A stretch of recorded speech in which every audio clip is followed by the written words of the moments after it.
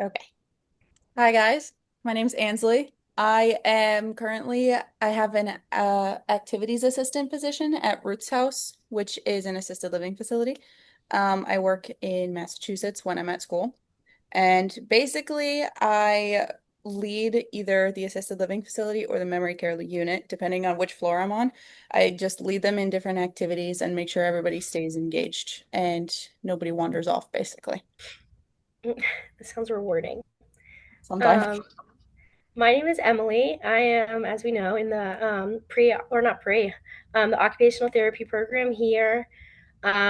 Just my schooling in general was going through Bay Path in the pre-occupational therapy studies until I got here. So I have not had any CODA experience or anything along that line. But outside of school, I'm a toddler teacher at a daycare. And yeah, it's just me chasing around a bunch of toddlers all day long, making sure they're good. With the schooling that I've had so far, I've been able to kind of like implement some of the things I know about like emotional regulation and things like that, and like pick up on the reflexes, which has been cool, but no like specific experience as an OT outside of our fieldwork. Sounds cool though. Yeah. Thanks. Hi guys, so my name is Anna Maria. So I currently work at a private mental health clinic in Queens, New York. Um, I had been employed like about 5 years at this place. I truly love my job. Um, so I currently like my job is like support daily operations, client services, scheduling, insurance coordination. So I do a little bit of everything, billing, credentialing, office manager. So I love my job and that's what I do. It sounds like good experience for when you get Yeah. into the OT field. Mental health intimidates the heck out of me, so I admire you so much for that. Like Jerry Psych, meant any of that, that is not it for me. So I think that's really cool. I love it. Yep. I love it. Same goes for the peds too, Emily. Kids scare me. So You get used to it. Yeah. Okay.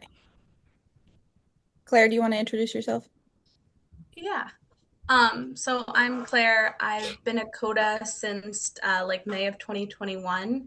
And then after that, I accepted an or not activity director, an assistant director of rehab position. And then I moved to director of rehab. And now I'm back to being a CODA with school. So I have a little bit a little bit of everything with that, which is nice.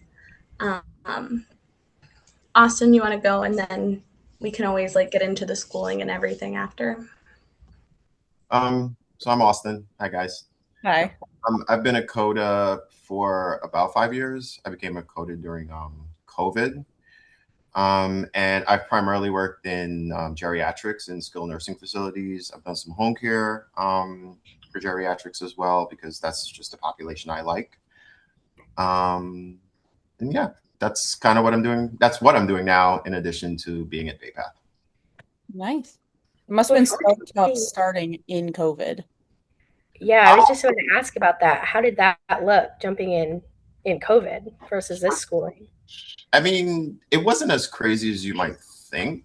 We just kind of just took it day by day and just got through it. And honestly, it was in a COVID wasn't good, but learning during COVID was good because I was exposed to so many different things all at one time. So I think that was like a benefit of kind of like going through like field work while COVID was happening, because we got to see a lot of different things at one time Yeah. and just dealing with a lot of restrictions. So that was cool. Wow, Nice. you really got the bright side out of that. I like how positive you are about it, Austin. I feel like I did not necessarily love it as much as you did, but I think that's awesome. I mean, I didn't like the bunny suits just because of just the options. So one of the things I didn't like was every day you were isolated to one specific room with all your stuff. And we had to wear these bunny suits on the unit. So you had to wear your scrubs, you have on your scrubs, you have on the bunny suit, and then you have a bunch of other PPE on top of that. So it got hot. Oh my I can God. imagine. That wasn't fun, but it was okay. Sounds awful. I feel like that's my memory is all of the PPE, everything. Yeah. That was killer. That's awful. Um, so the first one on here is describe your schooling and preparation. I feel like you kind of did a little through COVID. Was there anything that stuck out to you about yours? Um,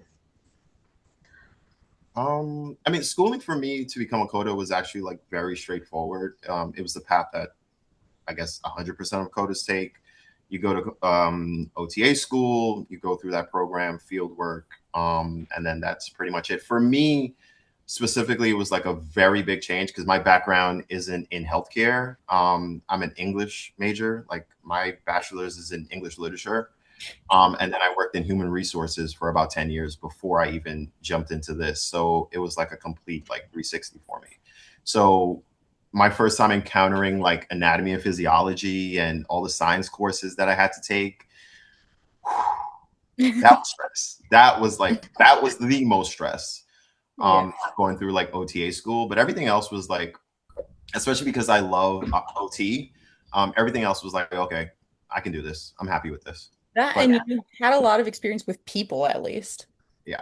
And yeah, that definitely, if you've worked in retail, human resources definitely, but if you've worked in retail or had some type of retail or people facing job, you'll be a great OT. Right. What initially got you into OT? Like, why did you make the switch? I needed a career change away from HR. It just got to a point where I knew I wasn't going to continue as far as like advanced degrees in that field. And I was getting kind of leery about what I was doing. And my girlfriend at the time, her mom was an OT. And OTs love to talk about OT with everyone. Yes. And so just talking about me wanting a career change, she took me to shadow on one of her home care visits. And like the second she took me, it was like, that's it. That's what I want to do. Like I knew immediately what I want to do. The irony of that, I'm sorry, I'm talking too much. No, you're The irony of that, this is good. that first experience was seeing peds in home care, and I was like, "Oh man, I'm gonna go into peds. This is it. This is what I want to do." And then I decided to do like a job where I could get some experience with peds. And then after that, I was like, "Nope, not for me. Absolutely not. I can't." Yeah. I think anyone who works in peds, God bless you. It can be overstated. Yeah. It's a lot of work. That's really interesting, Austin, because I always picture you. You've always told me you work with older adults like me. So I was like, I've never pictured you in peds, but now that you say it, I feel like I could totally see you in it. Not You're anymore. very calm. I feel like you would bring a very calming presence. Yeah, good vibes. Yeah. I feel like we kind of hit I don't know if I said the state I'm in, but I'm in New Hampshire. Austin, you're in New York? And I'm in New York. Yeah. Are there certain regulations that like anything crazy about your supervising therapist and how you need to follow or how you meet with them other than kind of the standard? Oh, for me? Yeah. Oh, not really. Supervision is pretty straightforward because, well, in any state that you work in, the state licensing board and the state association is going to kind of set the supervision requirements. So that's what you have to follow. And because I'm a coder, obviously I will have a supervisor. The variation just kind of depends on your time in practice, your competencies, and the trust that your supervisor has with you and the communication that you guys have. That's kind of what really, on a day-to-day basis, that's kind of what really dictates supervision. Like when I first started, I had, I guess, what you would call more like direct supervision on a day-to-day basis, where my supervisors like followed up with my caseload and I communicated that way. Now it's to the point where I'm kind of like not on my own in terms of like I don't have support, but I'm free to kind of do whatever I need to do. Yeah. Throughout my day. Do you have an OT? So for me, I don't have an OT on site. I have OTs that come from another site once a week or maybe even once every other week. Because our site is so small and we're kind of in the middle of nowhere, New Hampshire. So I either meet with people So, like for progress notes and research, I do a lot of virtual hosting. So, I'm there for evals, research. I'm holding the computer while they're doing it. I'm being their hands because I just have such a lack of OT. Again, I have the support like virtually if I need it, but Yeah. physically I don't have an OT that's like consistently on site for me. I didn't know of what your situation. Do you have one there? So for me, yeah, my OT is on site, and I don't really have much to say about that, to be honest. He's just No, there. I know. It's Yeah, he's there. that is Um, just it's I like direct communication. Digital communication doesn't really work well for me in those situations. yeah. So it is nice to kind of have my OT there directly. So if something comes up or I need to communicate about something, I can just go directly to them. And the plus of having someone that's physically in the building is like any questions I actually have about like school. He's been like super supportive. He's actually been like we had to make like the videos for like neuro and stuff. He's been in my videos. He's kind of like helped me through a lot of that stuff. We constantly have OT conversations about like just everything OT related, the state of practice, things that we don't like, things that are great, things that we wish we could change, new areas of practice. Like it's good to have somebody like physically there that I can talk to. And he has like 25 plus years of experience. Oh my So gosh. it's a resource that I really rely on. Yeah, so that sounds like a dream to me. I would love that. I'll admit I have a PT that is there all the time. So we had an OTR for a little bit and then she left and then I stepped down after that. But my PT has been with me at the different sites I've been with since the beginning. So if I have questions about anything, she's very physio, very knowledgeable. One of the most knowledgeable PTs I've ever met. Not that I've met many, because I've only been CODA for about 5 years, but I go to her with a lot of my questions. But if it's like very OT related alone, I either have to like reach out by email or I have to go. I work for a company called Powerback. And so we have a lot of really cool resources online that are really helpful. We have a whole clinical page that's like assessments and questions. It breaks it down in different areas of like daily living and, everything. So I rely on that a lot.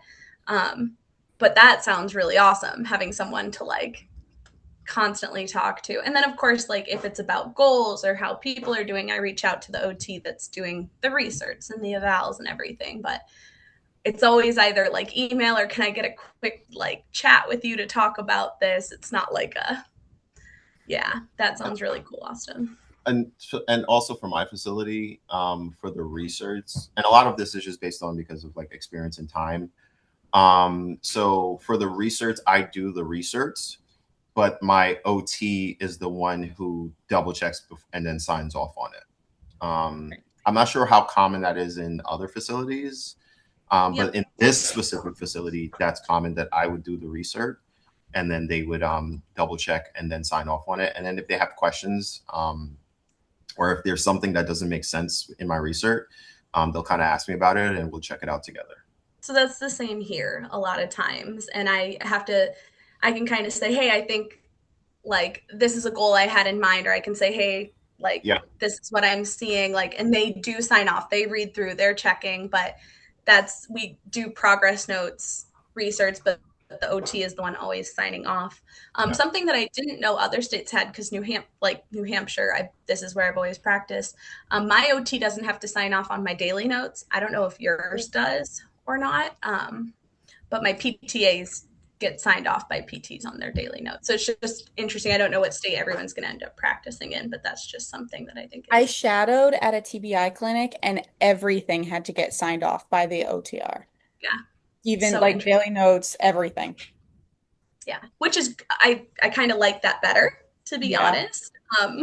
But I think it would help with communication because, like I said, I reach out to everybody versus someone checking up and being like, "Hey." So Yeah. it's just kind of a interesting thing. How do you guys work with and communicate with other disciplines? So like you said, the PTs, and if you guys work with speech therapy or anything like that. I think Austin and I have very, very different experiences with our physical therapists. Uh-oh. You go first. I kind of touched on mine, Austin. You can go ahead if you want. Well, in the facility that I'm in right now, we have like a really good rehab team. So communication is always good. It's not an environment where I don't feel like I can approach anyone or talk to anyone within rehab. Now in this facility, I tend to beef a lot with other disciplines. Oh no. And the reason for that is I like one of my main roles as I see it, at least personally, is advocating for my patients. So if I see something that's just unsafe, definitely unsafe, or that shows just a lack of care or lack of empathy for my client, I will speak about it very clearly. Sometimes that communication is not always most Effective. diplomatic, professional, but diplomatic. Because in when you're working with multiple disciplines, I say diplomacy because you are reliant on so many different people. You're relying on nurses, you're relying on aides, you're relying on doctors. So you do want to have like really good lines of communication. And 99% of the time, I tend to think that I do, but that 1% where there's something that's not benefiting the client or my patient, I will speak about it. And for lack of better words, I don't care whose feelings I hurt about it, because it's the worst position you can get me in personally is when I know I'm right, and when I'm advocating for a patient, I know I'm right. So it's a position of strength to be arguing from. And generally, in terms of like what that looks like, it's direct communication. So I will, if there's an issue with a patient, it's usually revolving around some aspect of care with the CNA. I'll speak to the CNA first directly, because I do like the idea of like a chain of command. You don't escalate from the patient directly to the administrator of the building. Like you do go through a chain of command. Right. So I'll speak to the CNA, and then whenever I have that conversation, I always follow it up with whoever the nurse is on the floor, right? And then if necessary, I definitely follow up with my supervisor as well to say, hey, let me tell you what happened, so they are aware and they know. Yeah. So when you're collaborating with your supervisor in that experience, like running it by them, what does that conversation usually look like? Like, does your supervisor offer advice or kind of just note it? Or like, how does that go? More often than not, it's just me reporting. So it's just like, hey, my supervisor's name is Aga. So it's like, hey, Aga, this is what's going on with patient X. This is the situation. This is what I did. And that's it. I spoke to the nurse, I spoke to the aide, I spoke to the doctor, and it's just so that they know, so they're not blindsided at some later point if it comes back, right? You never want your supervisor to be blindsided. So that's just kind of what it looks like. And then sometimes I will ask for advice because I just generally don't know what to do about a situation. There's some situations where, I'm all for advocating for the patient, but because of my position, there's not much I can personally do. And I still kind of have to go through that chain of command in that building without disrespecting other folks in that line. That makes sense. So in those situations, yeah.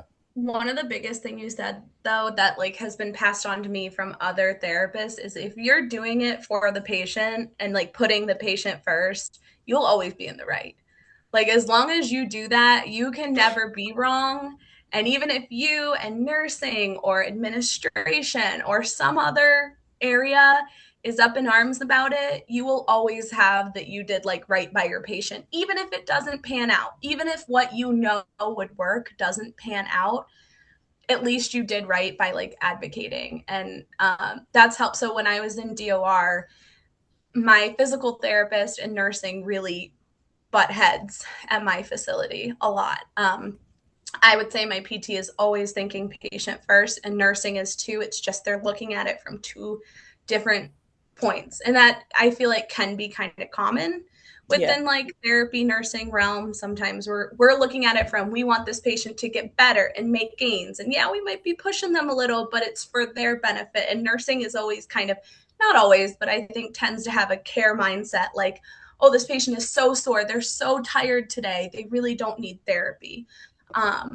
So I just, as long as you're always like advocating for your patient when you talk, and as long as you give facts too and try to keep emotions out of it as much as you can and stick to the facts of why things work. That's been like helpful to me. I don't know about you, Austin, but I know that like that's one of the things that can really be beneficial. And like you said, I always followed up with email, but that was just to make sure that like we talked about this. This is what happened. Because sometimes things can go a little bit one way or another when everyone's saying this is what happened. So that's the only other thing I would say. But everything you said, Austin, is I feel like kind of what I've experienced with interdisciplinary. Yeah. Stick with chain of command. Don't just go to the top. Yeah.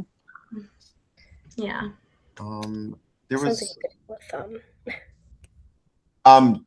Question 4. So have you ever, because I just looked at it, have you ever asked by a therapist to do something that was out of your scope of practice as an assistant? If so, how did you handle the request? This I think is very important to you, like personally, as a therapist. I can say this hasn't happened, or at least not that I can think of. And the reason for that is from whenever you start whatever position it is, you kind of have to establish like who you are.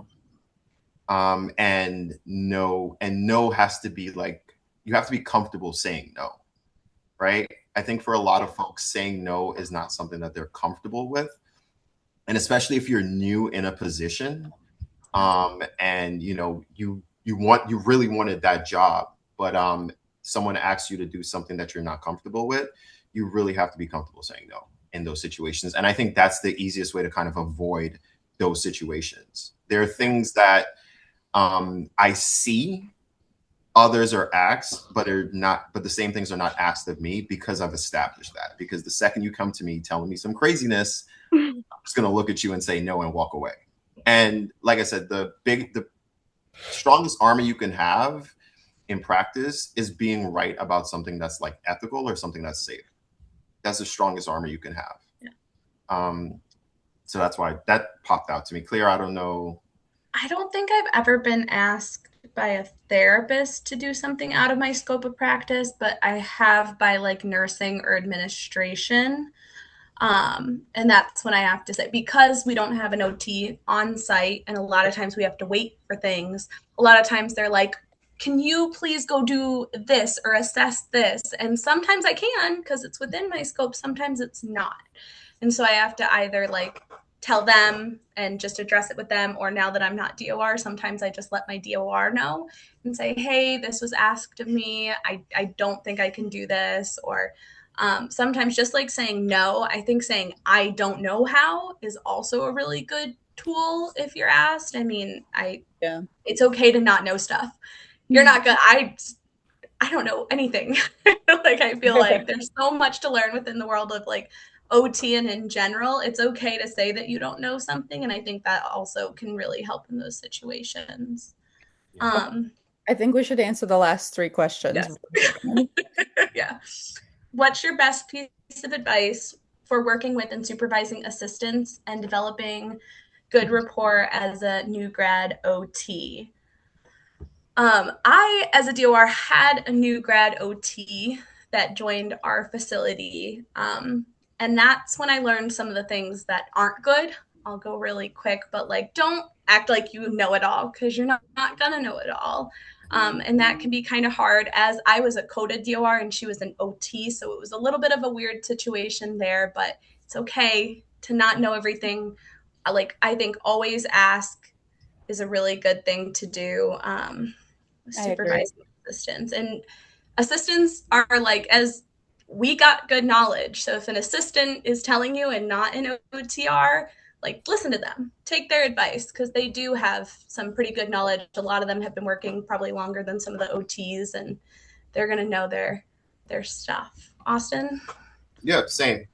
Just respect the assistants, especially because as new grads, and you don't have like OTA experience, just like Claire said, just respect their knowledge base. Some of the OTAs have been working for 20 plus years, 15 plus years. So it's definitely a good piece of advice. Thank you guys for giving us your insight.